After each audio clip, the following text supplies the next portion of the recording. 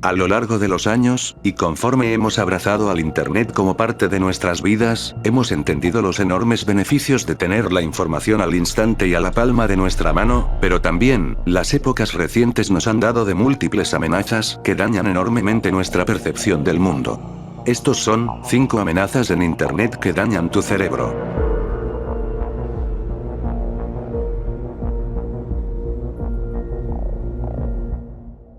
Últimamente, las redes se han vuelto un lugar donde parece que todo da coraje o da asco. Abres cualquier app y ahí está. Un video que te hace enojar, una noticia manipulada, una pelea entre desconocidos o, peor, clips con cosas realmente violentas. Y aunque sabemos que nos hace mal, seguimos viendo. Y esa es la interacción promedio en Twitter, lugar en el cual o vas a pelear o vas a ver dibujos. El sitio donde las funas están a la orden del día y no hay quien las pare. Eso tiene nombre. Ragebait. Es contenido hecho solo para hacerte enojar. No busca informar ni hacerte pensar, solo provocar una reacción. El algoritmo ve que te detienes, que comentas, que compartes, y dice perfecto, esto funciona. Así que te muestra más. Y más. Hasta que sin darte cuenta, terminas viviendo en un ambiente digital lleno de ira, peleas y toxicidad. No sabes ni siquiera por qué están acusando a una persona de una cosa, sino que simplemente ves bandos y ves información parcial usando casos tan despreciables como doxear, el grooming, el catfishing, entre otros como una forma de atacar a otra persona. Y llega un punto donde ya no importa si es verdad o no, a lo que la gente le importa, es descargar su ira sobre el idiota de turno. Ya sea un creador de contenido, un partido político rival, un país ajeno al tuyo, entre muchos enemigos imaginarios que puedes obtener. Y luego está el gore, que básicamente es violencia explícita, cosas reales que antes solo se encontraban en lugares oscuros de Internet. Hoy, con 2 clics, lo tienes frente a ti. A veces lo disfrazan de conciencia social o realismo, pero al final del día es solo morbo. El problema es que ver ese tipo de cosas te cambia la cabeza. Te puede volver más frío, más insensible, o hacerte sentir ansiedad sin entender por qué. Ver dolor real todos los días te entrena a no sentir nada. Estoy seguro que posiblemente has tenido al típico compañero de clases que se enorgullece de tener todo el blog del narco en su celular, diciendo, no siento nada, no me da miedo. No sabiendo los enormes daños psicológicos irreparables a su cerebro. Ambos, el Ragebait y el gore, funcionan igual. Juegan con tus emociones. Tu cerebro reacciona con dopamina y estrés, y aunque no te guste, te vuelves adicto. Y al final, eso pasa factura. Te vuelves más irritable, más negativo, y empiezas a pensar que todo el mundo está mal o que todo es horrible. Tu cabeza se acostumbra al caos. Lo peor es que ya casi no distinguimos entre lo que nos informa y lo que nos manipula. Todo se mezcla en el mismo feed, y cuando te das cuenta, ya llevas horas viendo tragedias, peleas o desgracias que ni siquiera puedes cambiar. El Ragebait y el consumo de gore no solo nos hacen perder tiempo, también nos roban empatía. Nos acostumbran al dolor y al enojo como si fueran entretenimiento. Y aunque suene exagerado, eso desgasta la mente. Al final, la única forma de salir de eso es aprender a reconocerlo. Si algo solo te genera odio, ansiedad o morbo probablemente fue hecho para eso. Y cuando dejas de caer en esa trampa, el algoritmo pierde su poder. Porque sí, Internet puede ser informativo o inspirador, pero si dejamos que lo más feo y lo más violento domine lo que vemos, terminamos creyendo que el mundo entero es así. Vivimos en una época donde casi todo lo que sabemos del mundo nos llega a través de una pantalla. Noticias, vídeos, comentarios, tragedias, todo mezclado en el mismo lugar. Posiblemente a través de Facebook, de Twitter, me niego a llamarle X, de Instagram o tu página de confianza favorita. Y aunque parece que tenemos el control de lo que vemos, la realidad es que no somos nosotros quienes elegimos, sino un algoritmo que aprende exactamente qué nos impacta más, incluso si eso nos hace daño. Las redes sociales funcionan bajo una regla muy simple: mantenerte mirando. No importa si el contenido te hace reír, enojar o llorar. Lo importante es que no cierres la aplicación. Por eso los algoritmos tienden a mostrarte cada vez más de lo que más te detiene a mirar. Y cuando eso son malas noticias, desastres, conflictos, muertes o tragedias, el sistema empieza a alimentar un ciclo constante de negatividad. Porque es muy obvio que todos preferirán ver una desgracia a la historia de superación de un hombre, somos personas que se alimentan por el morbo, y los medios de comunicación lo saben, y por ello parece ser que todo va mal en el mundo. Lo que antes era solo estar informado, se ha convertido en un bombardeo emocional. Cada día ves imágenes y titulares diseñados para causar impacto. Violencia, crisis, injusticias, desastres naturales. Y aunque la intención inicial de muchos usuarios es mantenerse al tanto de lo que ocurre, el exceso de este tipo de contenido termina generando un efecto psicológico muy claro: desgaste emocional y desesperanza. Este fenómeno tiene un nombre conocido: doom scrolling, o el hábito de seguir consumiendo malas noticias, incluso cuando ya te hacen sentir mal. Es una mezcla entre ansiedad y curiosidad, como si el cerebro no pudiera dejar de mirar algo que sabe que le está afectando. El problema es que el cerebro no distingue entre el peligro real y el virtual. Cuando ves constantemente imágenes de tragedia, reacciona como si estuvieras viviendo una. Libera cortisol, aumenta la tensión y genera un estado de alerta permanente. A largo plazo, esto se traduce en fatiga mental, insomnio, irritabilidad y síntomas depresivos. Empiezas a sentir que el mundo está peor de lo que realmente está, o que nada tiene sentido porque todo parece estar colapsando. Se crea una visión distorsionada de la realidad, una en la que todo es caos, y tú no puedes hacer nada para cambiarlo. Esa sensación de impotencia es uno de los detonantes más comunes de la depresión moderna. Los algoritmos, sin quererlo, terminan reforzando este círculo vicioso. Si reaccionas a una noticia triste, te muestran más noticias tristes. Si comentas una injusticia, te recomiendan más vídeos sobre injusticias. Y sin darte cuenta, el espacio digital que antes servía para distraerte se convierte en una máquina que amplifica tus miedos. Y sobre este tema tuve un problema bastante enorme con el cual me identifiqué enormemente, donde todo era ver la siguiente noticia y seguirte informando del calentamiento global, del consumismo excesivo, de los microplásticos en los huevos, y no hablo de los que se comen, pero de esos también. Vivir completamente en una paranoia tremenda que te hace cuestionarte: ¿por qué sigo vivo? La solución no es ignorar el mundo ni vivir desconectado, sino aprender a usar las redes con conciencia. Controlar el tiempo de exposición, elegir fuentes confiables, equilibrar la información con contenido positivo o educativo. Recordar que lo que ves en línea no siempre refleja la realidad completa, sino una versión recortada, diseñada para retenerte. Depende mucho de qué forma veas el mundo, y depende mucho también de tu actitud ante él. Desconectarte no significa desinteresarte, sino cuidar la forma en que te conectas. Porque si dejamos que los algoritmos decidan cómo nos sentimos, entonces ya no estamos controlando las redes, sino que ellas nos controlan a nosotros, deseando liberar nuestros demonios más profundos por simples interacciones y números en la plataforma. Vivimos en una época donde todo tiene que ser rápido. La inmediatez con la cual se nos exigen las cosas en todos los ámbitos humanos nos convierten cada vez más en simples consumidores que no evalúan realmente lo que uno retiene como información. Si algo dura más de un minuto, ya sentimos que es eterno. TikTok, Reels, Shorts. Todos compiten por lo mismo: nuestra atención.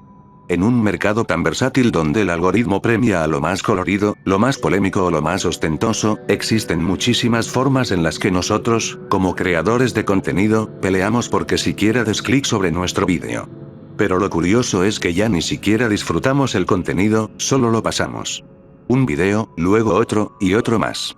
Y cuando te das cuenta, llevas una hora deslizando el dedo y no recuerdas ni uno solo. Este hábito de ver vídeos ultra cortos todo el tiempo parece inofensivo, pero en realidad nos está reprogramando el cerebro. Cada clip nos da una pequeña dosis de dopamina, mejor conocida como esa sustancia que se libera cuando algo nos gusta que desesperadamente buscamos cada día, y el cerebro empieza a pedir más. Así que seguimos deslizando, buscando ese siguiente video que nos haga sentir algo, aunque sea por un segundo. El problema es que nos volvemos impacientes con todo lo que no es inmediato.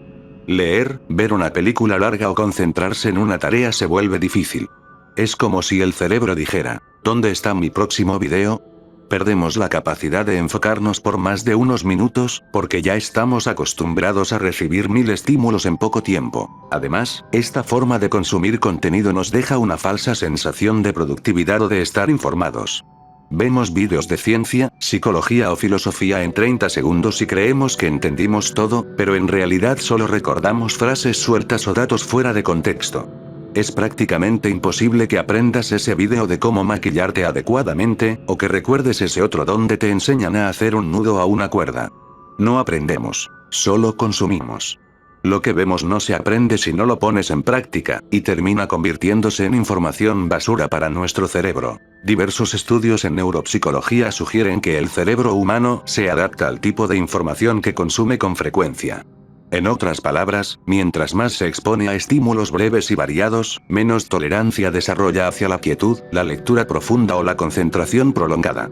Este cambio no ocurre de la noche a la mañana, sino de forma gradual, hasta que actividades como ver una película completa o leer un libro resultan tediosas. El problema no radica únicamente en la pérdida de concentración, sino en el deterioro de la memoria de trabajo. Al consumir contenido de manera acelerada, el cerebro apenas tiene tiempo de asimilar, relacionar o reflexionar sobre lo que ve. Cada clip borra al anterior, creando una especie de memoria volátil donde nada permanece. Esto explica por qué muchas personas pueden pasar horas viendo vídeos sin recordar ninguno en particular, solo una sensación difusa de haber estado entretenidos. Desde una perspectiva social, este fenómeno también redefine la forma en que comprendemos la cultura y el conocimiento. La brevedad se ha convertido en la medida del valor informativo. Todo debe ser inmediato, impactante y visualmente atractivo. La profundidad cede ante la velocidad. Así, incluso temas complejos, como ciencia, política o filosofía, son reducidos a cápsulas de segundos, más preocupadas por la retención del espectador que por la calidad del contenido. Y lo más triste es que cada vez cuesta más disfrutar el silencio o el aburrimiento. Ya no soportamos quedarnos quietos sin ver una pantalla. Es como si necesitáramos tener algo moviéndose frente a nosotros todo el tiempo para sentirnos bien. Y voy a escucharme muy generación alfa zeta eta calinario la que se supone que soy, pero si a mí, una persona de 26 años me resulta difícil ponerme a leer un libro, no quiero ni imaginarme a los que son mayormente afectados por esto. Los niños. Es prácticamente imposible no haber visto en alguna fiesta o en alguna casa a un niño babeando una tableta mientras ve Cocomelón, que ese tema algún día lo voy a tocar, porque hay un sinfín de teorías al respecto que nos hacen ver cómo sería el MK Ultra en tiempos modernos, pero en lo que hay que enfocarnos es en la capacidad de atención y el contenido que ellos consuman. Así como en nuestras épocas consumir programas de televisión basura nos provocan un comportamiento y un modelo de aprendizaje inadecuado, estar expuesto a tanta información de diversa índole acaba atrofiando enormemente la capacidad de atención y también el aprendizaje inmediato de los niños, volviéndolos más dependientes a la gratificación inmediata que al esfuerzo a largo plazo, reduciendo enormemente también su paciencia y a su vez, volviéndolos indiferentes a la situación global a su alrededor. ¿De qué sirve preocuparse por el estado del planeta Tierra y de que hago 2 horas al trabajo si simplemente puedo usar mi celular? No se trata de decir que TikTok o los Reels son malos, porque hay mucho contenido bueno ahí, principalmente aquellos temas de ciencia que pueden verse en canales como Biología desde cero, contenido que realmente informa. El problema es el exceso. Si todo lo que consumes es rápido, tu forma de pensar también se vuelve rápida, superficial y fragmentada. Empiezas a vivir como en clips de 15 segundos donde olvidas completamente el pasado, no te enfocas en solucionar los problemas desde la raíz y vives completamente ligado a una pantalla. A veces vale la pena desconectarse un rato. Ver algo largo sin tocar el celular. Leer sin notificaciones. Recuperar esa atención que ahora se reparte en pedacitos entre 1000 pantallas. Porque al final, el contenido ultra corto puede entretenerte, pero también puede vaciarte sin que te des cuenta.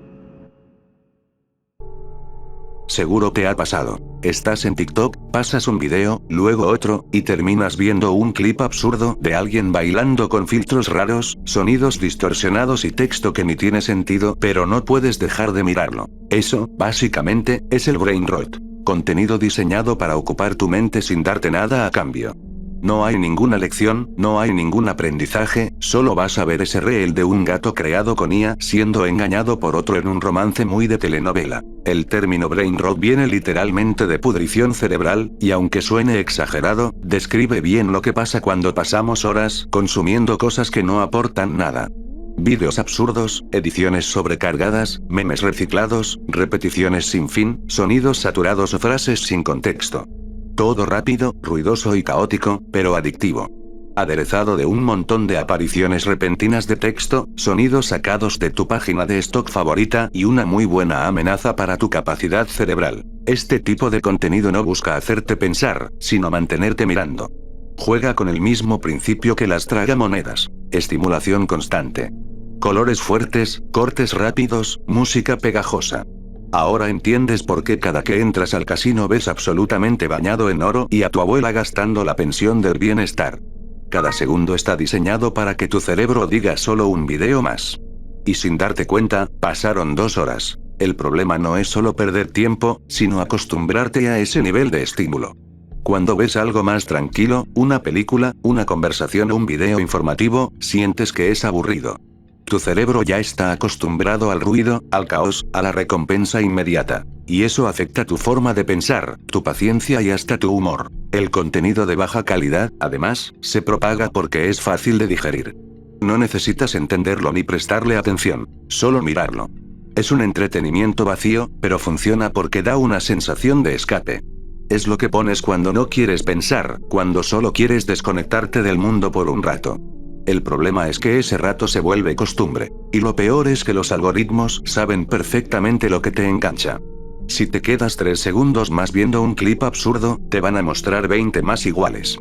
Así, poco a poco, terminas atrapado en un bucle de estímulos sin sentido, mientras tu capacidad de concentrarte, crear o simplemente aburrirse, se desgasta. Contando una anécdota chistosa, hace un tiempo decidí verme el anime de Ivan Renmei, y a diferencia de la mayoría de animes donde el protagonista de turno reparte putazos parejo, este necesita un grado de comprensión mucho más grande, y sobre todo, alejarse de ese hiperconsumismo digital que tanto daño hace. Al darme cuenta que no era capaz de seguir viendo un solo episodio de la serie, me preocupé enormemente de la capacidad de atención que manejo actualmente. El brain rot es una especie de ruido digital permanente. Una sensación de tener la cabeza llena, pero vacía al mismo tiempo. Todo lo que ves te entretiene, pero nada te deja pensando. Y aunque parece inofensivo, este tipo de consumo masivo va moldeando la forma en que entendemos el mundo. Más rápida, más superficial, más ruidosa. Y es el momento en que sabes que tienes que parar, y comenzar a sentir el silencio. Porque si todo lo que consumes es ruido, tarde o temprano, tu mente también empieza a sonar igual. Y una mente ruidosa e inquieta nunca conlleva nada bueno. Ay, perdón por el spam de Aibane, en verdad, tienen que verla. La inteligencia artificial llegó para quedarse, eso es un hecho que cuanto más pronto lo aceptes, más rápido comenzarás a notar tanto sus beneficios como sus desventajas. Si bien su función principal es servir para ayudar a los seres humanos como una herramienta, hay quienes ven el vaso vacío y deciden reemplazar directamente al factor humano por un simple algoritmo. La inteligencia artificial está en todas partes. Nos escribe, nos dibuja, nos habla y hasta puede escucharnos. Lo que antes parecía ciencia ficción, hoy cabe en una simple página o aplicación. En muchas plataformas, la gente usa inteligencias artificiales para crear personajes y mantener conversaciones que parecen reales. Parejas ficticias, amigos inventados, versiones digitales de personajes de series o incluso personas fallecidas. Todo con una naturalidad impresionante. Y aunque puede parecer un simple juego, hay un punto en el que ese juego empieza a mezclarse con la vida real. El problema no es imaginar o crear historias, eso siempre ha existido en forma de fanfics, y quién mejor que yo para saberlo, un antiguo usuario veterano de fanfiction.net, sino que ahora esos personajes responden, se adaptan y te hacen sentir escuchado. Te contestan como si de verdad te entendieran, y el cerebro humano no está preparado para distinguir del todo entre algo que parece real y algo que no lo es. Así, poco a poco, lo ficticio empieza a sentirse más cómodo que lo real. Muchos usuarios terminan formando vínculos emocionales con inteligencias artificiales, tratándolas como si fueran personas reales. No porque sean ingenuos, sino porque el cerebro reacciona a la conexión, a la atención, al cariño. Pero detrás de esa interacción no hay empatía, ni intención, ni conciencia. Solo un algoritmo diseñado para responder de la forma más convincente posible. Esto crea un tipo de disociación emocional. Sabes que no es real, pero igual lo sientes. Y cuando eso se vuelve costumbre, las relaciones humanas empiezan a parecer más complicadas, más pesadas, más lentas. La IA no discute, no te contradice, no te exige. Te da compañía sin esfuerzo. Pero también te aleja poco a poco de la realidad, porque te acostumbras a una versión fácil de las emociones. E incluso, la mayoría de la gente que se ha metido de lleno a tener conversaciones todos los días con una inteligencia artificial, sabiendo que no es real, eligen creer que sí lo es. Porque es más fácil afrontar lo que una persona compasiva te puede ofrecer que la dura realidad. Hace unas semanas el último TV Nauta subió un vídeo sobre este mismo tema en el apartado de roleo, que es el que más se ha visto afectado por la implementación de la IA, que si quieres, puedes complementar con un generador de imágenes para mayor inmersión. Fui uno de los afortunados en ser como el experto del tema para corroborar que la información fuera real o falsa, y si bien, muchos de los puntos que emergen de ella están muy bien cubiertos y les recomiendo ver ese vídeo, hubo uno que especialmente me llamó la atención. El cómo estas páginas de roleo se convierten en una prisión para muchas personas, a quienes esta herramienta puede generarles una dependencia emocional tan profunda, que sean capaces de quitarse la vida porque su modelo de IA se ve desmantelada por la página. Y no solo pasa con las relaciones. Cada vez más personas usan la IA para pensar, escribir o crear, dejando que el sistema decida por ellos. Es cómodo, sí, pero también peligroso. No voy a negarlo, muchas veces he utilizado esta herramienta para darme idea para guiones o mejorar mi ortografía de primaria trunca, pero si dejas que la IA haga todo el proceso creativo, tu mente deja de ejercitarse. Empiezas a depender de una máquina para tener ideas, y eso termina afectando tu forma de pensar. Hay que usarla como se debe, una herramienta, y no para hacer tu tarea de la universidad. La inteligencia artificial no es mala por sí misma. El problema es cuando se convierte en un sustituto de la vida real, cuando preferimos hablar con un bot que con una persona, o cuando dejamos que piense por nosotros. La comodidad tiene un precio, y ese precio puede ser nuestra capacidad de imaginar, de sentir y de conectar de verdad. No se trata de dejar de usarla, sino de saber cuándo la estás usando y por qué. Si la IA te inspira, te ayuda o te enseña, entonces síguela usando. Pero si empieza a reemplazar partes de tu realidad, si empieza a reemplazar lo que te hace ser una persona, es el momento cuando tienes que parar.